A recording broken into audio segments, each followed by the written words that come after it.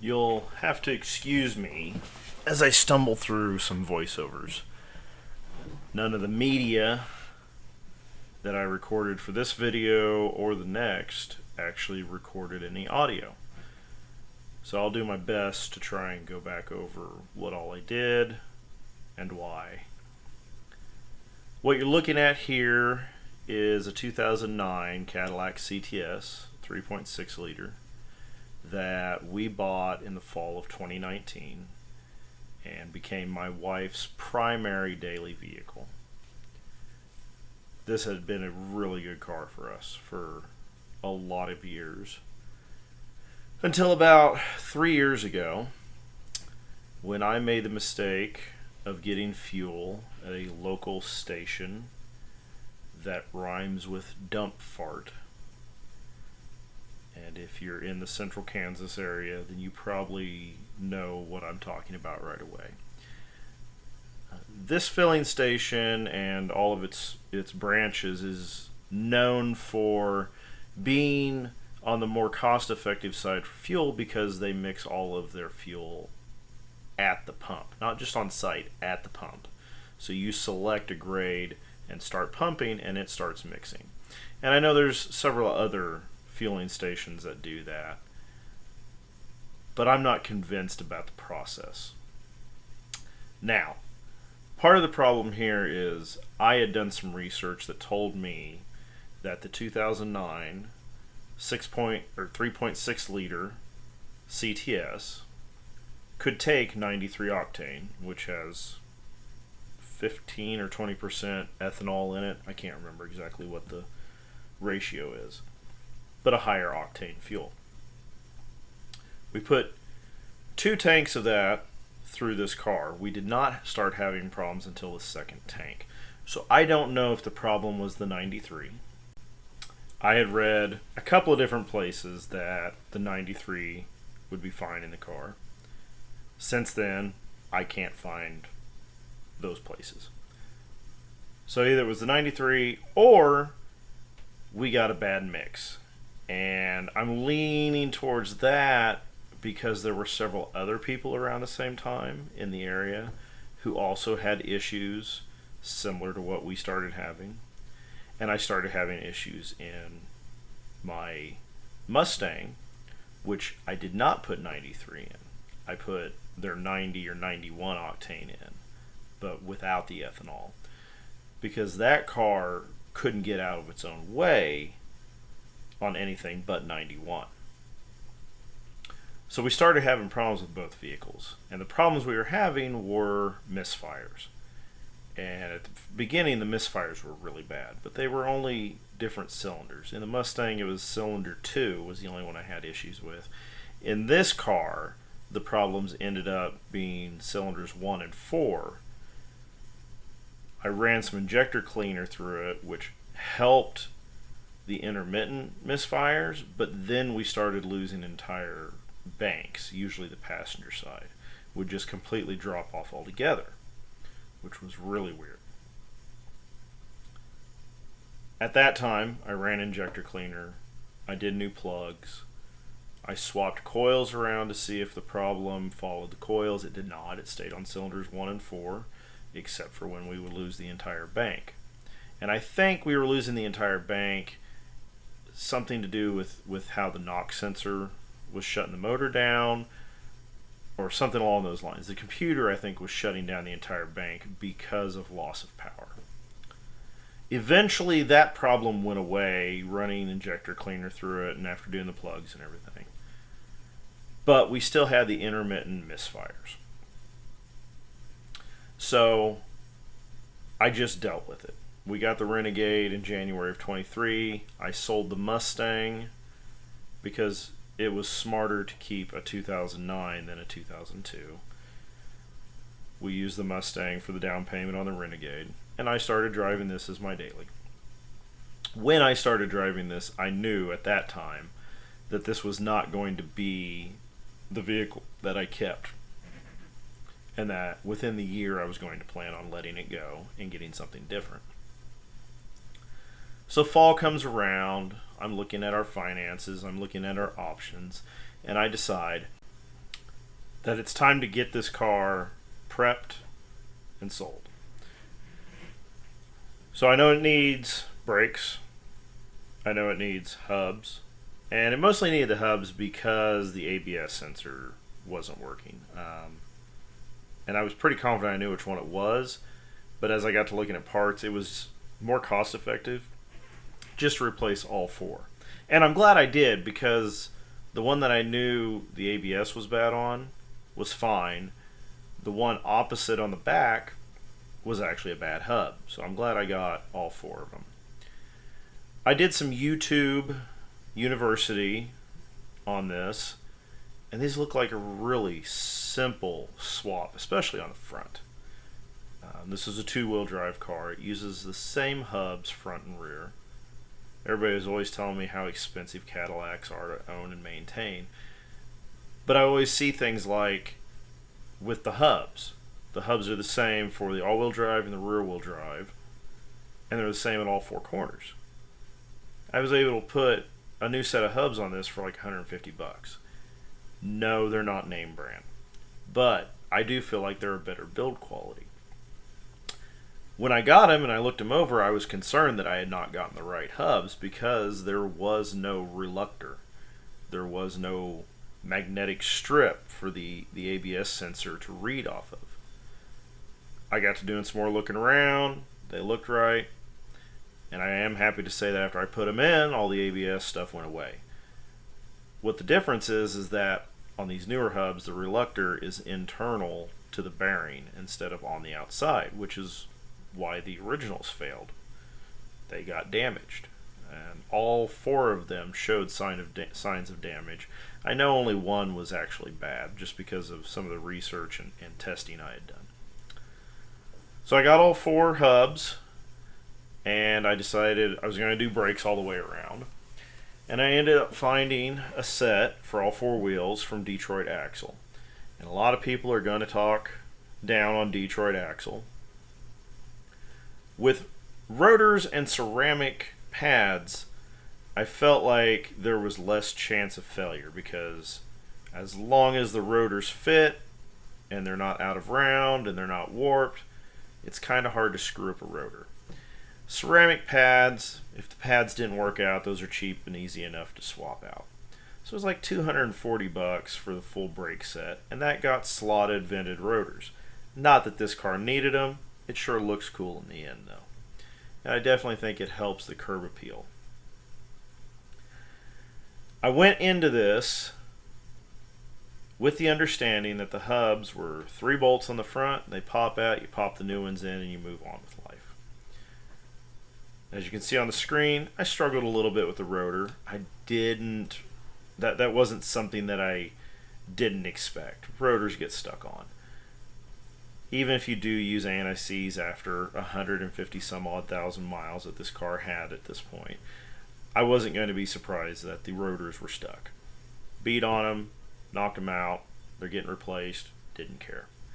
This is where things started to go a little bit sideways. This hub and the rest of them did not just come out after unbolting them. I actually had to, on the fronts here, use my large blunt nose chisel and a couple other tools, and I had to try and work it away from the knuckle, or the upright, whatever you want to call this.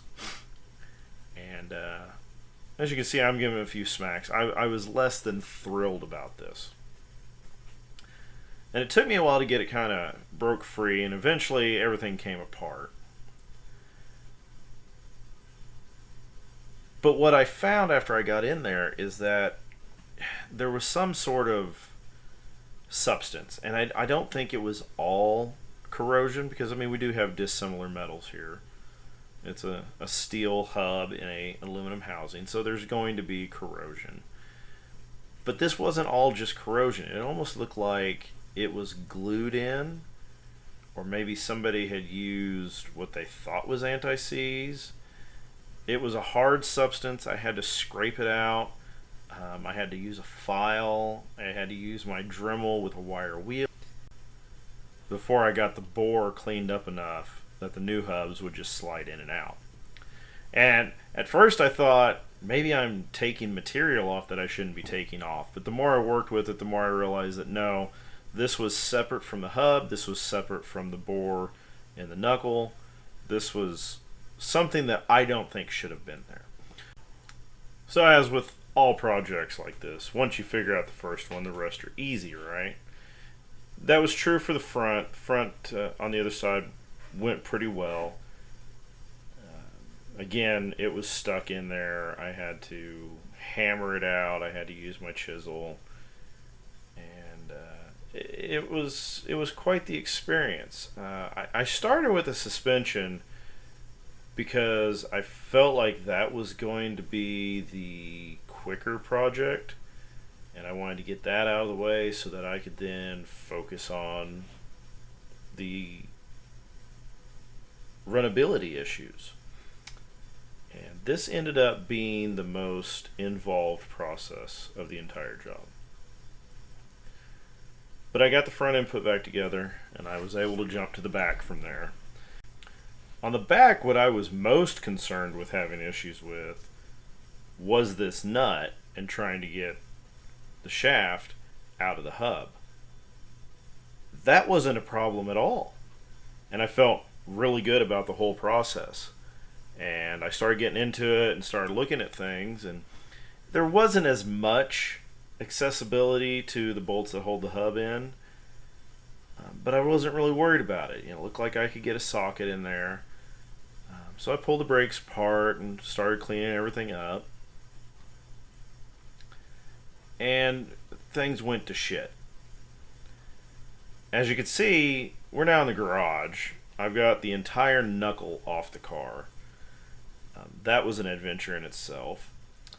And what has happened here is I tried to use an extension and a wobble bit and a 12-point socket to get on this hub bolt to get it out without pulling the entire rear end apart. And that didn't work. It totally rounded the head off this bolt. A grade 10 bolt totally destroyed, and I couldn't get it out. So I had to pull the entire assembly apart, bring it into my garage to my workbench. And now I'm using a unibit and a dull metal bit.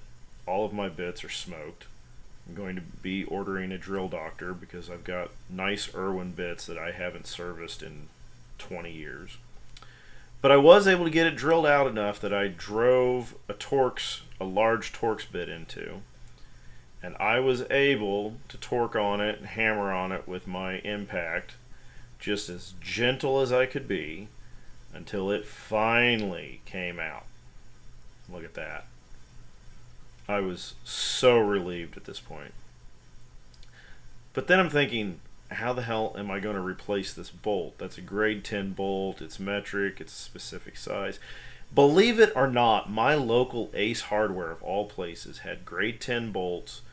I was able to get it the right length. So life should be good now, right? I can move on. I can do the other side. Yeah, no.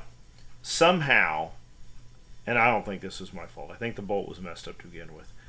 I stripped the head on one of the caliper brackets on the driver's side. This is me staring at my broken bit after drilling it out. So my trick the first time didn't work. So then I got the Sawzall out, which I didn't have any good blades. All my Diablos were smoked. So I cut into as far as I could, and I used a chisel to pop the head off, and then I was able to finally get the assembly apart. Vacuum plate off. Screw you, I don't need you anymore. Got it all cleaned up, got it assembled, threw on the new rotor. Life is moving forward now. God, I hope this is almost done. I am so sick of working on this car at this point.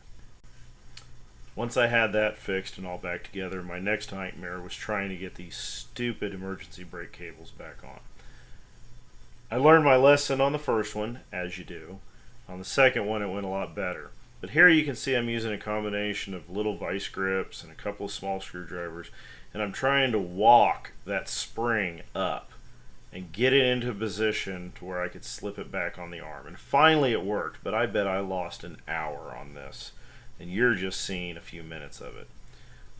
After that, I was able to wrestle the rear end back together, put the backer plates on, get everything back into position, reassemble it. There you can see the new hubs in place, put the brakes together. Life was great. Then I could finally, after doing all of that, move on to what I was most concerned about, which was the misfires. I won't bore you with getting down to this point. It's all pretty straightforward. It was either, I believe it was 13 millimeter bolts. There's a couple of bolts on the backside of the intake you gotta take apart. But that was all pretty simple. This is where things got more difficult. And this is trying to get the fuel rails off of the injectors, and then to get the fuel rails out. So by this point I had already pulled all the lines off. I had bled the pressure off prior to that, and I couldn't quite figure out what's supposed to happen here. So if you look closely, there's only enough room between the intake runners for one of those rails to come out at a time. And it looks like you should be able to take the rail and the injectors out in one shot. And I think that is what you're supposed to do. However, because these are direct injection injectors, and what that means is that the injector actually inserts into the combustion chamber. That means that the seals and the sealing surface and all of that is a lot tighter than your standard injector that just goes into your intake runner with a couple of O-rings. So the injectors didn't want to just release. And it really took a lot of work, and I had to watch some more YouTube University videos before I finally figured it out. And this guy's like, you just got to commit to it, because he had the same problem on his Traverse. He's like, you think you're going to break something? It feels like you're going to break something, but you just have to really pry on them carefully until they pop free of the injectors. And what you're doing is you're overriding that clip that holds the injector to the fuel rail, because there's no way to get in there to release the clip. And I was so nervous that I was going to screw up one of those clips, and I can't imagine trying to get one of those. So I fought with it. I took my time. Here you can see I'm kind of working things back and forth. At this point, I believe I had everything broke free between the fuel rail and the injector. Now the trick was to get the rails out. And that would open up some more room in there. So at this point, everything's apart, and I'm missing a little bit of video that showed how to clean injectors. Just look that up. I mean, it's different for everything. Here is the kit that you're gonna need if you're gonna do these compression seals. It's for V-dub and Audi, but it works for any direct injection. And the whole idea here is there's 3 brass rings and a brass cone. And the brass rings have differing size cone shapes within them.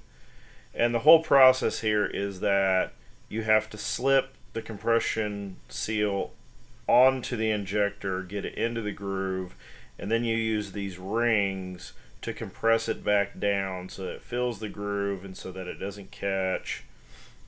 Now, where the injectors go in to the cylinder is kind of a cone shape too. So you don't have to be perfect from what I can tell, but I think you want to be as accurate as possible. The black components in this kit are for pulling the injector. I don't think that would have helped me if I'd had it anyways, because it's still a difficult process. But you use one of the rings to push the seal onto the cone, and then from the cone you push that onto the injector and get it into place. And then you find the biggest cone or ring and you use that to start compressing the seal down. Once you've done it even once, it's pretty self-explanatory, and I just kept going back and forth and working to try and make sure that everything fit where it was supposed to. You know, you see the videos and the pictures, and it'll make it look like these seals are supposed to be just as tight as possible. I never could get them super tight. They always rolled a little bit. What I focused on was making sure that the leading edge didn't have anything that could catch. And again, like I said, going into the block, it's also tapered. So at this point, I've got everything put together. I started assembling the injectors into the rails. I'm not going to say that's not a pointless endeavor because it gets you your right positioning. You're going to have to take them back out of the rail as you're going in so that you can fit everything in there. Like I said, I think the injectors are meant to come out with the rail, but I don't think they go in with the rail. And then I wanted to make sure that I had this clip positioned right because I swore to God it was wrong when I took everything apart. It was right. The clips, I don't fully understand. They don't actually hold the injector on so much as they just make sure the distance and position is right. It's odd. I used a little bit of PB Blaster to lubricate the seals just so I didn't tear them. It doesn't take a lot. I'm sure there's something better than PB Blaster to use. It's what I had nearby. It should be just fine. I went back together with the car. Everything was pretty straightforward at this point. Make sure you do a fuel pressure test before you put your injector on, because that'll point out to you, like it did to me, that you forgot to put your fuel pressure sender in and you're going to spray fuel over your engine bay. At this point, the car was running.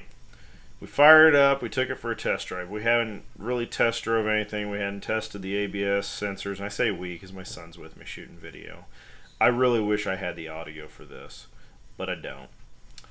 We couldn't get everything to line out just by backing it out of the driveway and into the street, so I figured we'll take it for a drive. By the time I got to the end of the street, the ABS light had gone off. Everything was working as it should. And we took it out, took it for a rip, and the car ran great. Didn't misfire, didn't have any problems, none of that. So I also tested the, we checked for codes, we watched codes while we were driving.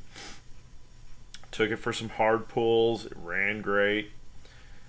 And then I was able to test the remote start. That's the other thing. The remote start hadn't worked and won't work as long as there are lights on the dash. So at this point we stopped recording and we took the tool back and returned it, and I went and washed the car up, got it ready for sale. I posted the car for $6,500 because I felt like that was a pretty fair price. I posted it on a Sunday evening. I had a gentleman contact me, actually his wife contacted me Tuesday while I was at work, or maybe it was Wednesday, asking to see the car. I met them a couple hours later.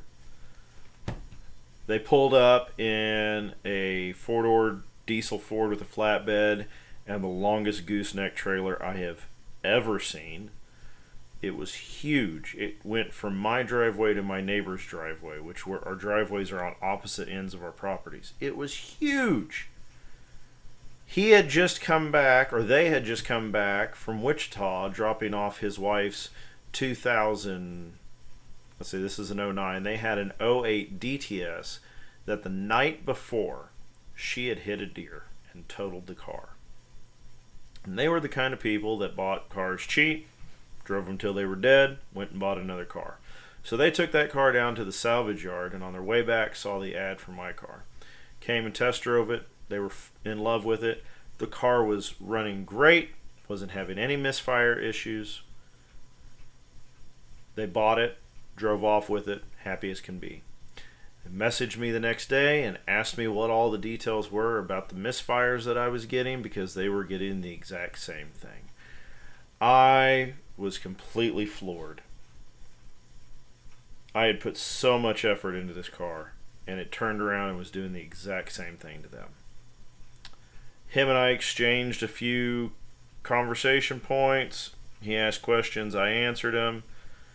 He asked if I thought it was the coils. I said that's the only thing I haven't replaced. That was the last thing I heard from him. And I don't think I'm going to hear back from him. He seems like the kind of guy that will either get it fixed Or in his case, he said if they needed to, they would give it to a hired hand and they would kill it. So that car went there to die, and I'm perfectly fine with that. I didn't get the 6,500, but I got 5,500, which I still feel is a fair price, especially after it started misbehaving again. And now we are on to the next adventure, which will be the next video series coming. I'm not going to say just yet what I bought, but I like what I bought. It needs some work. I got it for a good price, and we're going to have some fun with it. I will say this, I stayed with the V6, and I'm perfectly fine with that. So thanks for watching. I don't know what was wrong with this car. Other than the misfires, it was a great car. And the other thing I'll mention that was really weird was that it only did this between 2,500 and 3,000 RPMs. And if I threw it over into manual shift and held first gear a little bit longer, it never misfired once. And I could shift that thing like you wouldn't believe. And it had all the power in the world. But if you left it to its own devices, it would misfire. I'm over it. It made for some interesting content, I hope. Like, subscribe, turn on the bell. I'm definitely going to be investing more into this channel. I'm definitely going to be sharing more of my adventures. Thanks for being here. See you next time.